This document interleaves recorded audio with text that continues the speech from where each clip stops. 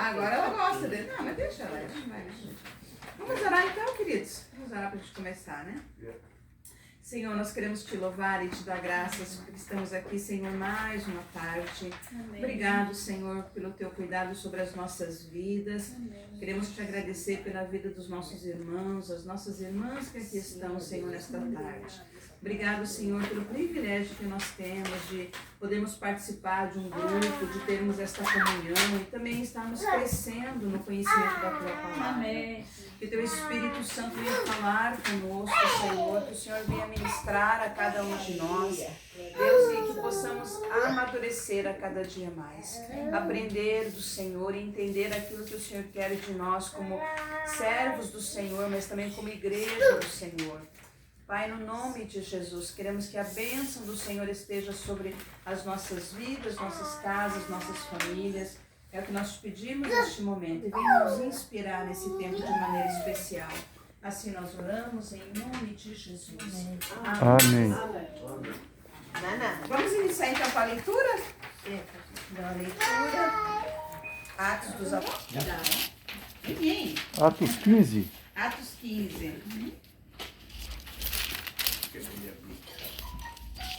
São 41 versículos, um pouquinho mais longo.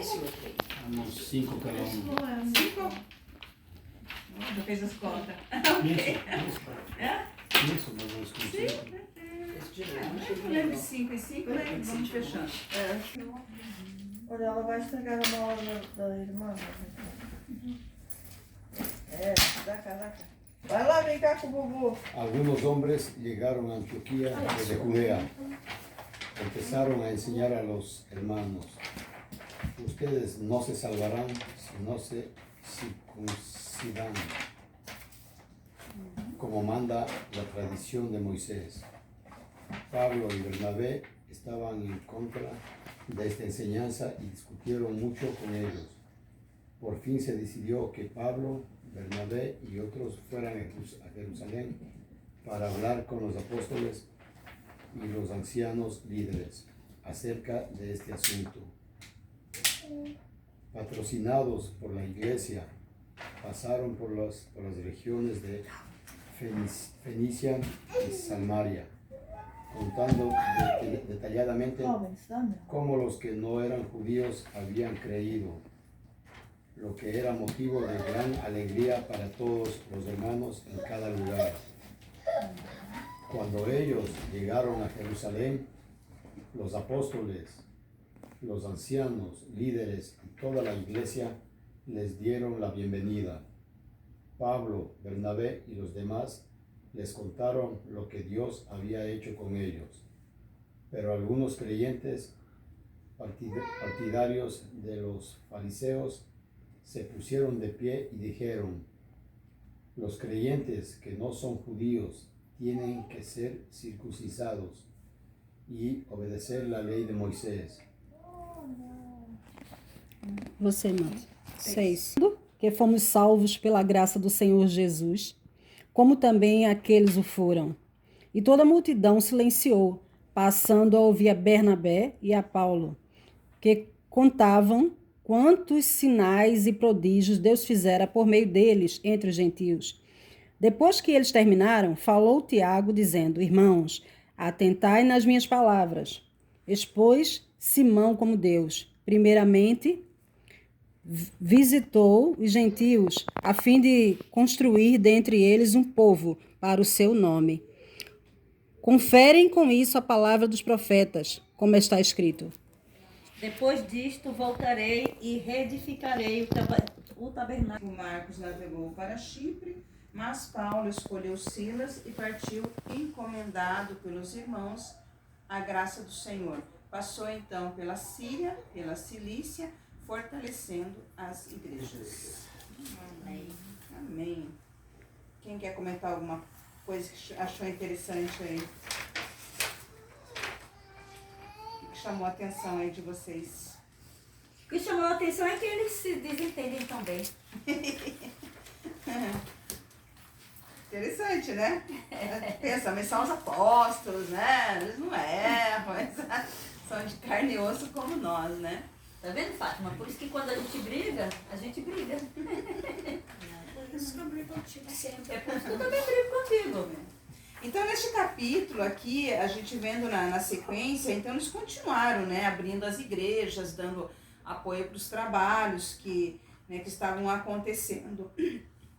E aqui eles desceram da Judéia para Antioquia, né, e passaram lá a ensinar os irmãos. Como a igreja estava começando a ser formada, eles começaram a ter alguns conflitos. Ora, temos que seguir a lei de Moisés, ora não precisamos mais, e o grupo dos apóstolos que estiveram fundando a igreja falaram, não, existe agora uma nova aliança, né? E de repente vinha aquele grupo que se diziam entendidos da lei e dizia, não, todos têm que cumprir, tem que circuncidar, tem que guardar as leis, quer dizer, tem que manter. E isso gerou dentro da igreja ali, então, um conflito. E eles pensaram agora, como nós temos que resolver isso? Precisamos que alguém nos ajude a resolver esse conflito. Não estamos conseguindo chegar, né, no entendimento. Então, é quando eles voltam, então, para Jerusalém, por isso que é o título, né, que o concílio de Jerusalém, eles voltam, esses líderes, até Jerusalém, e lá, então, eles fazem um concílio junto com os outros líderes religiosos e vão conversar sobre o assunto que deu pano para manga, que a gente vê aqui, né? Eles discutiram muito sobre o assunto para que eles, então, pudessem chegar numa conclusão. Ora, temos que continuar seguindo a lei de Moisés, ora, não precisamos seguir a lei de Moisés. E é bem interessante que no meio dessa discussão toda que estava acontecendo, tem um momento ali, acho que a partir do 5, que Pedro intervém, né? Diz ali no 6, os apóstolos e os presbíteros se reuniram para considerar essa questão. Depois de muita discussão, depois eles tentaram conversar muito sobre o assunto. E hoje não é diferente. Às vezes dentro da igreja começam a surgir conflitos e situações que, mas esse acredita nesse, esse diz que tem que ser assado. Às vezes a questão de pessoas virem de denominações diferentes. Às vezes tem alguns pontos que divergem, né? Divergem. Então os tradicionais, o pentecostal, o neopentecostal, tem pontos que divergem dentro, né, das doutrinas que seguimos, e às vezes isso gera conflito. A pessoa vem de uma igreja, não, mas onde eu vim tem que usar o véu, e aqui por que ninguém usa véu? Não, tem que todo mundo usar o véu, né? Então, dando como exemplo, não, mas lá na igreja onde eu vim ninguém pode cortar o cabelo, então aqui ninguém pode cortar o cabelo. Então, às vezes as pessoas, por falta às vezes do entendimento, né, acaba e não entendendo que são costumes. A gente nem fala que é doutrina, porque doutrina é bíblica, a gente fala que são costumes, né? Que são colocados. Então, às vezes a pessoa faz um conflito na cabeça dela. Por isso que a gente fala, quando a pessoa não tem muito entendimento da palavra ainda, ela é nova, está começando, tem que evitar, pula aqui, pula lá, daqui a pouco está uma salada na cabeça, ela não entende. Quando você já tem um conhecimento, né, da palavra, você consegue, olha, esse é da linha tradicional, esse é da linha pentecostal, então consegue entender e não diverge, respeita, né? São diferenças doutrinárias que são respeitadas. Mas quando a pessoa nova convertida, que ela não tem o conhecimento da palavra, ela cria uma confusão na cabeça. Por isso que a gente fala, a pessoa tem que estar numa igreja e ali crescer, aprender ali, porque se ela fica visitando e absorvendo. E hoje nós temos a igreja internet. Meu Deus! Para complicar mais. Quantas coisas que você ouve, pregações. Mas esses dias eu estava falando, estava ouvindo uma pregação que eu falei, puxa vida, podia ser muito boa essa pregação se não tivesse acontecido isso e isso no meio da pregação, né? Assuntos que a pessoa aborda. Então, assim, cria confusão na cabeça da pessoa. A pessoa tem que saber muito bem o que ela está ouvindo, o que ela está vendo, porque ela começa a absorver tudo, se ela não tem esse filtro, esse entendimento. Então, isso aqui estava acontecendo na igreja. A igreja estava começando a ser formada. Não tinha ainda. Então, vamos lá para o concílio de Jerusalém e vamos lá conversar e tentar entrar num acordo. Então, depois de muita discussão, de muito ali busca no entendimento, então Pedro, ele se levanta e se dirige a eles, lá no 7, né? Irmãos, vocês sabem que há muito tempo Deus me escolheu dentre vocês para que os gentios ouvissem de meus lábios a mensagem do evangelho e crescem. Vocês lembram da experiência de Pedro, o lençol que descia do céu, né, com aqueles animais imundos, e Deus falava para ele, come, e ele fala, não, imagina. Até então ele só pregava para os judeus. Na cabeça dele era para os judeus a mensagem. E ali então Deus então trouxe essa, na casa de Cornélio, onde ele teve a primeira experiência dele. Deus, né, manda ele para a casa de Cornélio, ele é buscado, vai lá e chega, tem aquele grupo e ali ele começa a orar. Não eram judeus, eram gentios, né? Então até então eles pregavam para judeus e gregos. Gregos convertidos ao judaísmo. Então, para eles, o evangelho não era para os gentios. E ali, então, Deus quebra isso. Então, nesse momento que Pedro se levanta, ele começa, então, a lembrar eles. Olha, lembra, Deus me escolheu para pregar para os gentios. Então, através daquela experiência que ele tem ali na casa de Cornélio, onde ele prega a palavra, ele chega lá naquela sala, aquela Cornélio e filhos e parentes e vizinhos, talvez, como a gente está aqui, né, numa célula. Aí Pedro chega na porta, olha e pensa, mas o que eu vou fazer aqui? O que eles querem? Aí Cornélio fala, não, Deus disse que você tem uma palavra para nós. Então ali ele fala, né, ali a base do evangelho da salvação. Prega a salvação. E cai o Espírito Santo sobre os gentios e começam a falar em outras línguas. E ali então eles começam a ter a experiência, né, com Cristo. Então é isso que ele está falando aqui, é isso que ele está lembrando. Olha, lembra, eu fui chamado lá para pregar para os gentios. Daí ele fala, no 8, Deus que conhece os corações, demonstrou que os aceitou. Deus os aceitou e derramou sobre eles o Espírito Santo, assim como derramou sobre nós, judeus, ele está falando aqui, né?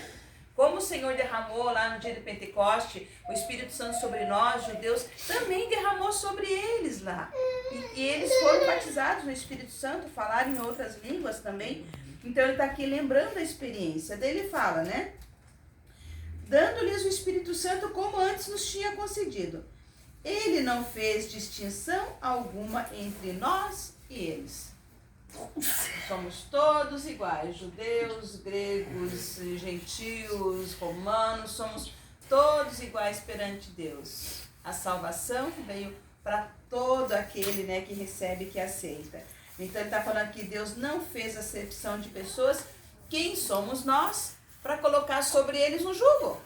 Como nós lemos aqui, ele fala assim, nem nossos pais conseguiram cumprir esse jugo, essa lei, nós queremos colocar sobre eles, que são novos, né? Então ele está aqui trazendo esse questionamento para eles e tentando, né, trazer para eles esse esclarecimento.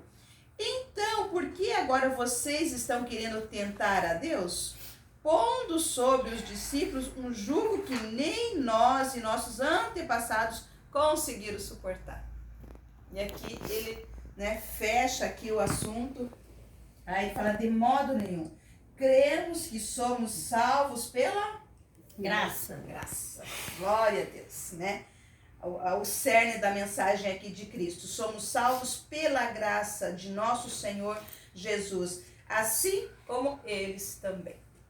Então a palavra aqui de Pedro foi fundamental, porque pelo que a gente vê que eles estavam algumas horas talvez nesta reunião, tentando chegar num concílio, tentando chegar ali numa decisão, o que eles iam falar para a igreja lá, né?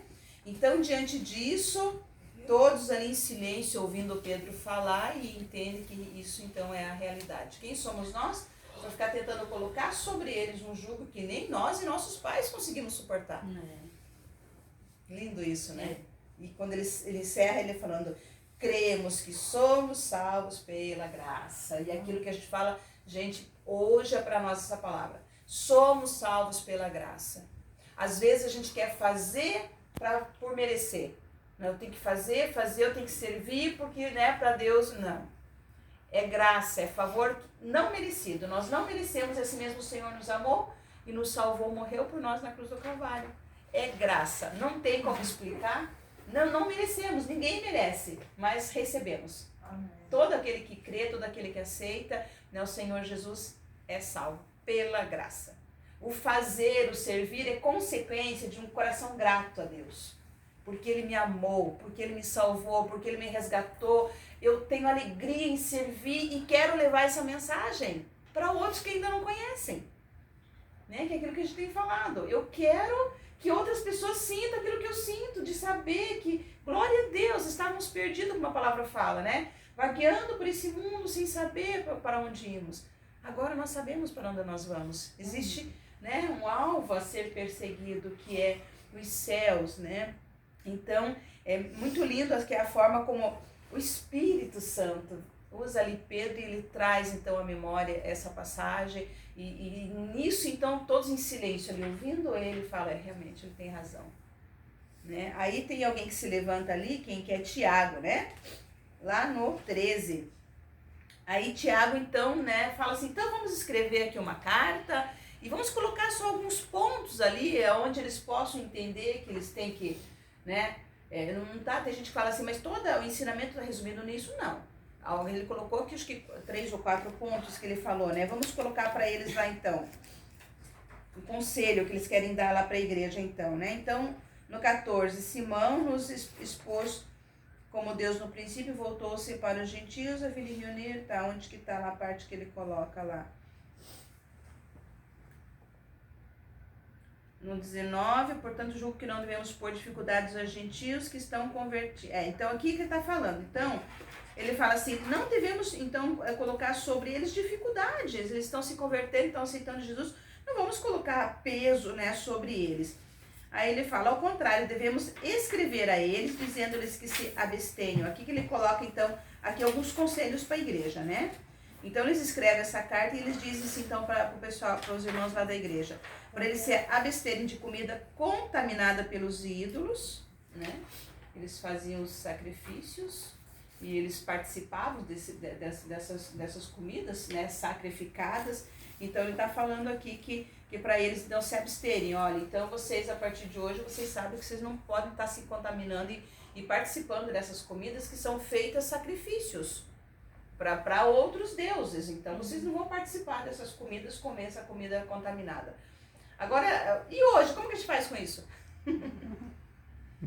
Como que a gente sabe? É difícil, né? Saber. Que tipo de comida que a gente come? Que tipo de carne que a gente compra hoje? Onde é que ela já passou? Não tem como saber, né? Então, o certo é orar, abençoar.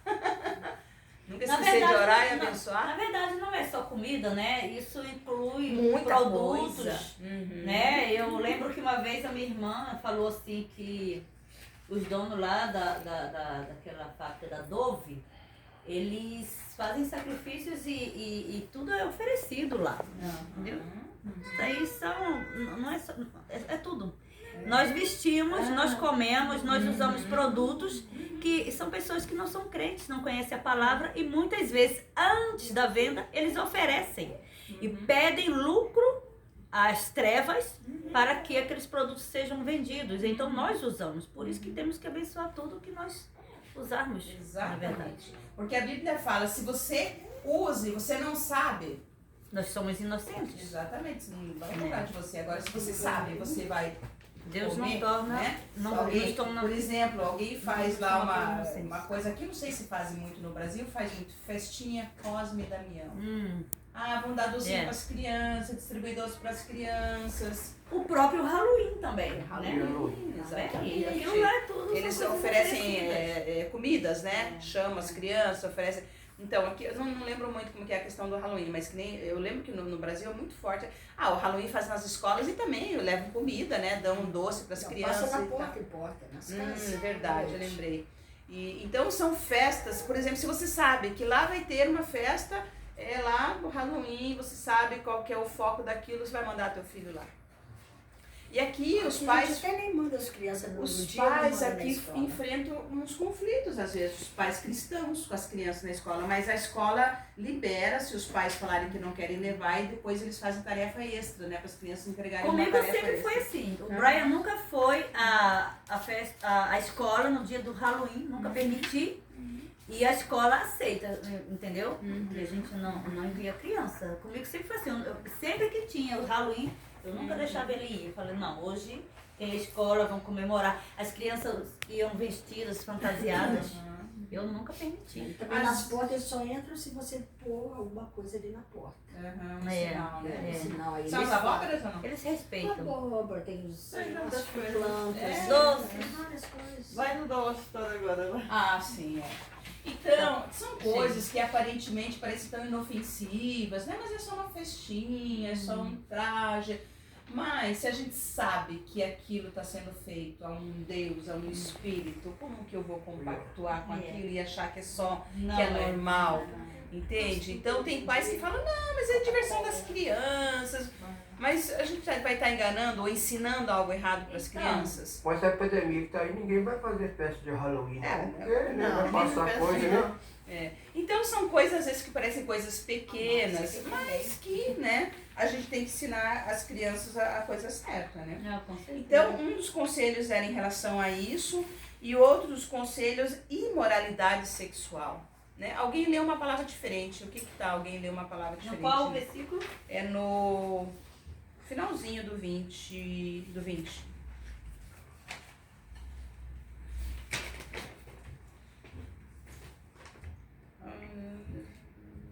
Na metade ali do 20. Quem tá com uma tradução diferente aí? Perdão. Mas escreve-lhes que se abstenham das contaminações dos ídolos, bem como das relações sexuais ilícitas, da carne de animais sufocados e do sangue. Então, relações sexuais ilícitas, né? Coisas que realmente não agradavam ao Senhor, então eles estão aqui colocando para eles alguns pontos pela imoralidade que existia. Então, né, a imoralidade que existia dentro desses povos, os sexos entre mesmo, né, mesmos sexos, né? Quer dizer, então assim, muita coisa errada. Então eles já estão aqui pincelando para eles algumas coisas que eles já sabem que eles têm que se afastar, né? Ah, vai ter festa, vamos tudo. Não, peraí, que festa que é? O que? Então, eu sou chamado agora para fazer a diferença. E agora eu tenho que fazer a minha escolha de fazer a diferença, né? E dali então na sequência, o outro ponto seria animais estrangulados. Quem que via matar frango no sítio? Como que matava frango no sítio? Eu já vi a minha mãe torcia o pescoço. Cortando o pescoço, né? Corta o Troça um bocadinho e depois Destronca o pescoço do fecha frango. os olhos dela e faz. Mas depois não tinha uma história de cortar a garganta e pendurar para pingar o sangue? Saiu o sangue. É. Alguns também. É. Mas eu não tenho Eu cuidado, lembro disso, gente, eu morei em sítio. Mas a minha mãe sempre falava que não podia comer o sangue. Então eles cortavam o pescoço e penduravam o frango e deixavam aquele sangue escorrer. Eu nunca sabia o porquê. Então, aqui seria, no caso, animais estrangulados e do sangue, né? Então, a princípio, eles escrevem essa Na carta. minha então, casa sempre comeram isso, sangue. Vai fazer essa cabidela, essas minha mãe é origem da igreja. Então, aqui a gente encontra aqui a base, né? Toda a base da vida cristã. Então, ali para finalizar, daí nós temos ali o desentendimento, então, né? Dá uma briga ali entre os obreiros. Uma questão ali, talvez, de temperamento, de liderança, né? Bem interessante isso. Estava falando, acho que com a Cláudia sobre temperamentos, acho que eu não sei se falei com ela sobre temperamentos, né? Essa questão de temperamentos. Isso é tão interessante que quando você passa a conhecer o temperamento das pessoas, você consegue ter mais facilidade para trabalhar junto, para lidar, porque você entende muita coisa, né? Do comportamento da pessoa. E aqui, certamente eram dois líderes fortes que não deu para ficar junto. A gente, na igreja, a gente falava muito sobre isso. Às vezes tem aquelas pessoas que estão numa equipe de trabalho, mas elas trazem tanto problema naquela equipe de trabalho, que a pessoa fala, não, mas não pode sair, tem que ficar. E a gente chamava e dizia assim, gente, se a pessoa não está bem ali, ela precisa entender. E lá no finalzinho, antes de Paulo morrer, ele chama Marcos lá, né? Porque ele fala que ele gostava de Marcos, né? Então ele chama Marcos lá antes dele ser executado, né? Então Marcos visita ele na prisão. Então, Ok, não conseguimos trabalhar junto, ok. Se a questão é que divergências de ideias, temperamentos, né, fortes, líderes fortes, porque tem aquele que às vezes que gosta de mandar e tem aquele que gosta de ser mandado. Amém. Perfeito, né? É perfeito. Mas às vezes tem dois líderes com temperamentos fortes, né? Então, para que ficar às vezes estressando o grupo, cansando o grupo, sendo que a pessoa pode fluir e produzir muito mais, né? Então a gente tem que ter esse, assim, na igreja, a gente tem que ter esses entendimentos e perceber o que está acontecendo, se é um conflito que pode ser conversado e resolvido, ou se é uma questão mesmo ali de liderança, que você olha e fala, não, os dois estão preparados para serem líderes, então um fica aqui, outro vai lá, e os dois vão produzir, os dois vão crescer e vão abençoar o reino, né? Então é bem interessante isso, assim, isso que acontece aqui com eles e nos mostra que são seres humanos também, e que erram, que falham, como nós também, né? A gente vê que a gente... Tanta coisa a distância. Eu só queria falar para fechar da vez anterior, quando a senhora disse que havia um conflito em virtude de que eles estavam comparando a lei com o novo mandamento, né? E é quando em Coríntios, eu até puxei aqui, porque já me